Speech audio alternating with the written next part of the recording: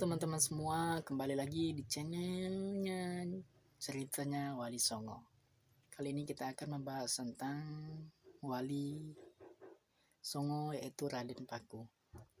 Raden Paku adalah anak angkat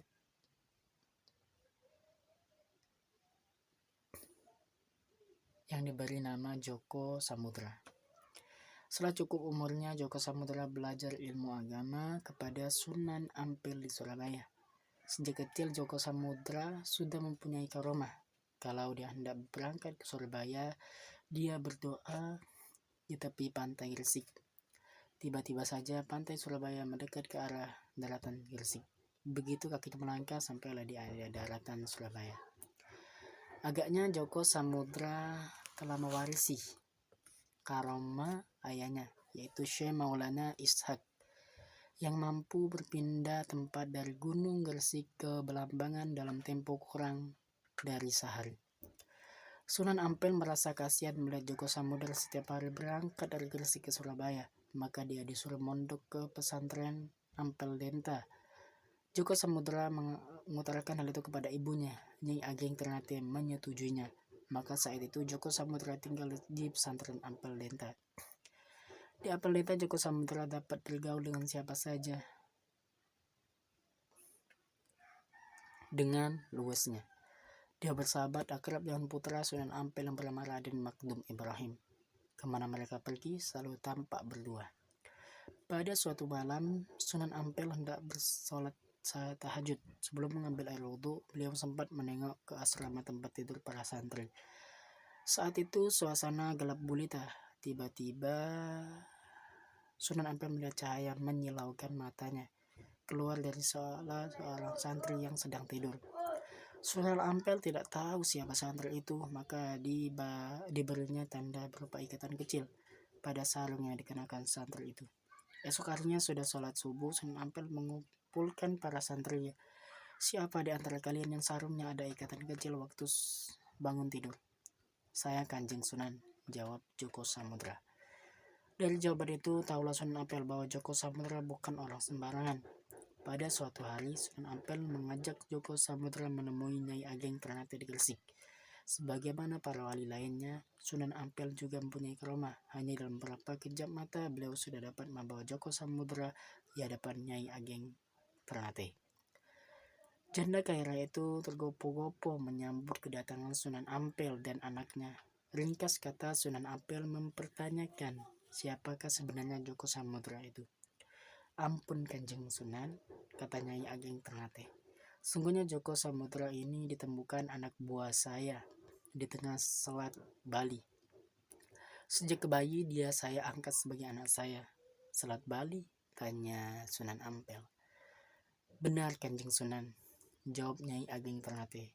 Bila demikian halnya, tentu Djoko Samudra ini putra pamanku yang bernama Syekh Maulana Ishak.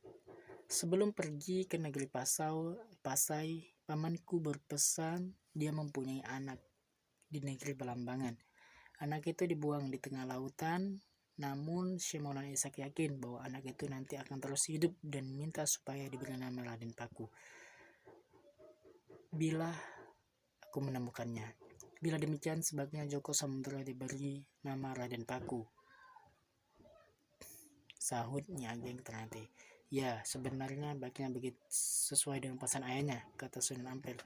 Begitulah sejak saat terbongkarnya asal-usul Djoko Samudra, maka dia kemudian dinamakan Raden Paku supaya menjadi pakunya agama Islam di tanah Jawa. Kita lanjut ke pembahasan, yaitu tentang Maulana Ainul Yakin.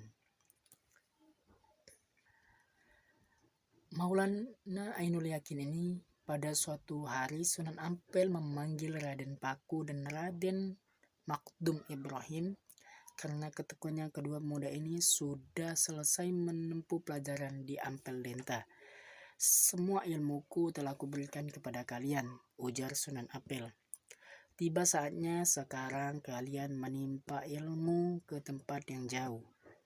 Jadilah musafir supaya kalian dapat berbagi pengalaman yang berharga, karena pengalaman adalah guru yang terbaik.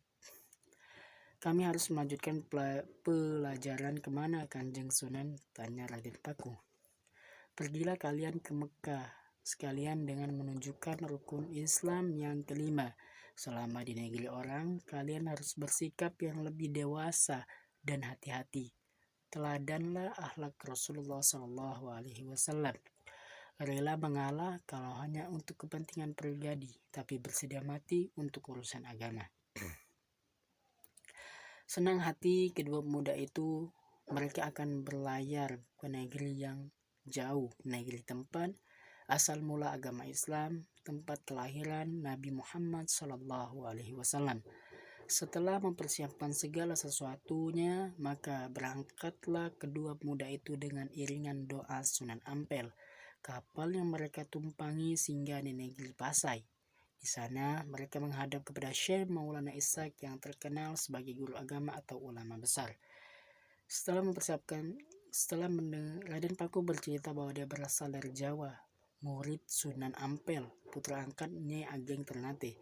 Sewaktu masih bayi, dia ditemukan orang di tengah Selat Bali. Mendengar cerita itu, Syekh Maulana Ishaq langsung memeluk Raden Paku. Tak salah lagi, kau pastilah putraku sendiri yang lahir dari rahim ibumu Dewi Sekardadu, kata Syekh Maulana Ishaq. Syekh Maulana Ishaq menyarankan agar kedua pemuda itu tinggal lebih lama lagi di negeri Pasai, karena di sana banyak para ulama dari berbagai negara yang mengajarkan agama Islam, terutama para ahli sufi. 3 tahun kedua pemuda itu tinggal di negeri Pasai.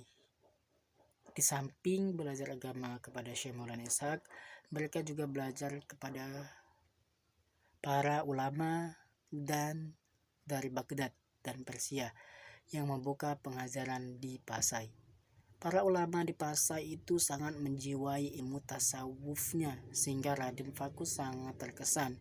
Ilmu-ilmu yang dipelajari pun mempengaruhi kehidupannya sehari-hari. Sikapnya lebih tawadu. Guru-guru Raden Paku dan Raden Makdum di Pasai sangat kagum pada kecerdasan Raden Paku. Semua ilmu yang mempelajarinya langsung dapat dikuasainya. Apabila ada masalah, Raden Paku dapat menyelesaikannya dengan baik dan mengagumkan segala pihak. Karena sikap dan kecerdasannya itu, banyak orang yang mengatakan bahwa Raden Paku dikaruniai ilmu laduni dari Allah. Atas semua yang dicapainya itu, maka dalam usia yang masih muda, Raden Paku sudah tampak sebagai seorang alim, khusyuk, pribadinya agung, dan berwibawa. Sepasang matanya yang bersinar menunjukkan betapa dalam ilmunya. Melihat kenyataan ini, guru-gurunya di Sambara Pasai kemudian memberinya gelar Maulana Ainul Yakin. Gelar ini sebenarnya hanya layak dipakai orang yang sudah tua, tapi Raden Paku telah menyandangnya karena prestasinya dan kesungguhannya mencari dan memperdalam ilmunya. Setelah masa belajar negeri Pasai selesai, kedua pemuda itu langsung meneruskan perjalanannya ke Mekah untuk menunaikan rukun Islam yang kelima. Menurut sebuah keterangan, sesudah kembali ke Mekah, Raden Paku ditugaskan Sunan Ampel untuk bertakwa ke Belambangan. Prabu Manik Sembayu tidak sampai hati menghalang-halangi gerak cucunya. Akhirnya agama Islam berkembang di Belambangan. Agama Hindu-Buddha terdesak hingga ke Pulau Bali dan sekitar lereng Tengger. Berita lain mengatakan bahwa kembalinya dari Mekah, Raden Paku ikut membantu ibu angkatnya untuk mengurus perdagangan. Mungkin itu saja kisah Ode Songo yang dapat saya sampaikan. Kurang dan lebih saya mohon maaf, dan kepada Allah saya mohon ampun. Teman-teman semua, dukung channel ini dengan cara like, komen, dan subscribe agar saya bersemangat dalam mengupload videonya. Terima kasih teman-teman, dan semoga teman-teman diberikan kesehatan oleh Allah Subhanahu wa Ta'ala.